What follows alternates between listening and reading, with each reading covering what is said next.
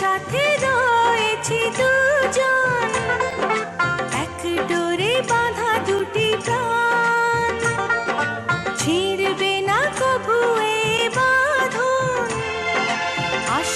আসসালামু আলাইকুম, সবাই কেমন আছেন? চলে এসেছি নতুন একটি ভিডিও নিয়ে।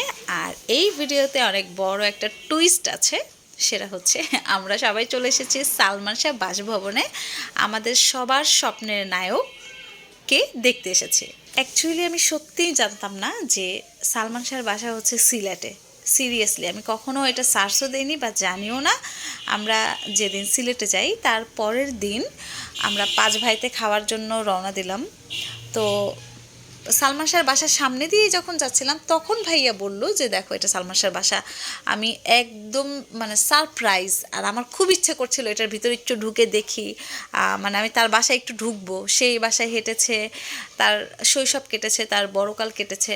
তো আমি চেয়েছিলাম যে ওই বাসাতে একটু ঢোকার জন্য।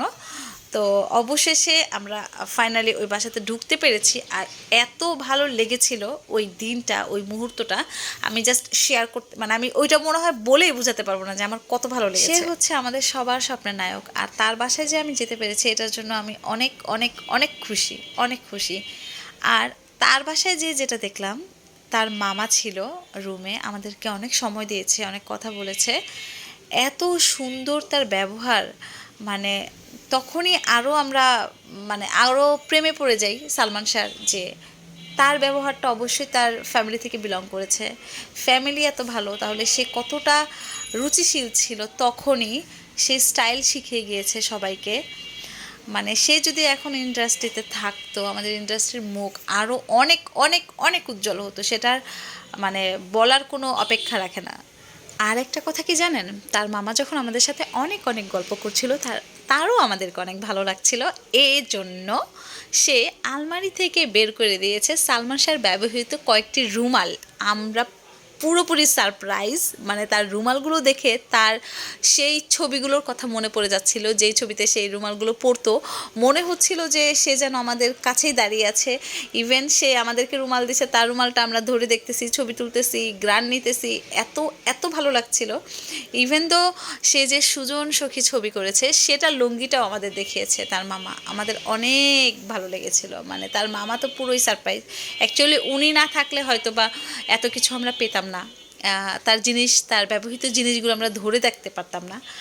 আর আমি তো আমিনাকে রুমাল পরিয়ে দিয়েছি ম্যাচিং করে ওর ড্রেসের সাথে। আমিনাকে খুব সুন্দর লাগছিল। তারপর তার মামা নামাজ পড়ছিল, আর আমরা ওখান থেকে বিদায় নিচ্ছিলাম, জাস্ট বের হচ্ছিলাম। আর বের হয়েই দেখি অনেক কিউট একটা বিড়াল। এই বিড়ালটা তার মামা হচ্ছে পালে। বিড়ালটার নাম যেন কি বলেছিল, এখন আমার মনে নেই। আর আমরা যেদিন গিয়েছি তার পরের দিনই সালমান শাহর ব্যবহৃত সেই গাড়িটি এসেছিল। আর তার ওই বাসা থেকে ফোনও এসেছিল আমাদের যাওয়ার জন্য, কিন্তু আমাদের সময় করে ওঠা হয়নি দেখে আর যেতে পারিনি। তবে সেদিন গেলেও খুব ভালো হতো যে সে যে গাড়িটা ব্যবহার করেছে তার মামা এখনও সেই গাড়িটি যত্ন করে রেখেছে। তো সিলেটে যে সালমান শাহর বাসভবনে কে কে ঘুরে এসেছেন আর কেমন কেমন লেগেছে অবশ্যই কমেন্টস করে জানাবেন। আর সালমান শাহকে কারা কারা ভালোবাসেন, সালমান শাহকে ভালোবেসে এক লাইন বলে যাবেন। তার হোক গানের কথা বা হোক আপনার মনের কথা, যেটাই হোক আপনি লিখে যাবেন। আর আমাদের ভীষণ ভালো লেগেছে। আমিনা বারবার আমাকে জিজ্ঞেস করছিল, আমিনা মাম্মি সালমান শাহকে, সালমান শাহকে। আমি যাত্রা বলেছি স্বপ্নের নায়ক, সবার স্বপ্নের নায়ক। বিড়ালটা কিন্তু অনেক কিউট, আর আমেনা এটার প্রেমে পড়ে গিয়েছিল, কারণ আমেনা বিড়ালের খুব ভক্ত। বিড়াল এত বেশি পছন্দ করে সে, মানে বিড়াল কামড় দেবে কি দেবে না সে সেটা দেখবে না, সে বিড়াল দেখলেই মানে জড়িয়ে ধরবে, গলা ধরবে, হাত ধরবে, পাও ধরবে। তো আমেনা ওইটার সাথে সময় কাটাচ্ছে। আর আমরা এসেছি এই ডগটাকে দেখতে, ভয়ঙ্কর একটা ডগ। এইটাকে ওই কেয়ারটেকার বলছিল বের করে দিব। তো আমরা ভয়ে শেষ যে না ভাইয়া বের করা দরকার নেই, আমরা জাস্ট এখান থেকেই দেখি। আর দেখেই আমরা ভয় পেয়ে গিয়েছিলাম, কারণ আমি হচ্ছে কুকুর অনেক ভয় পাই। আর কিছুদিন আগে তো আমি কুকুরের জন্য, মানে কুকুর না সরি, বিড়ালের আঁচড় খেয়ে আমি মহাখালীতে যে ভ্যাকসিনও নিয়েছি, সুতরাং আমি এগুলো থেকে দূরে থাকি।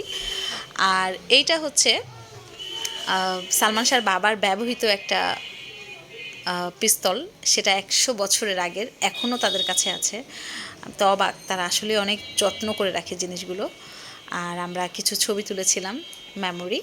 তো এই ছবিগুলো ভিডিওতে দিয়ে দিলাম, সবাই বলবেন কেমন হয়েছে আর কার কার আসার ইচ্ছা আছে সালমান শাহর বাসায়। যারা এখনও যাননি অবশ্যই যাবেন, যেহেতু এত সুন্দর করে একটা পরিবেশ তৈরি করে রেখেছে, অবশ্যই সিলেটে গেলে এখানে আমার মতে যাওয়া উচিত।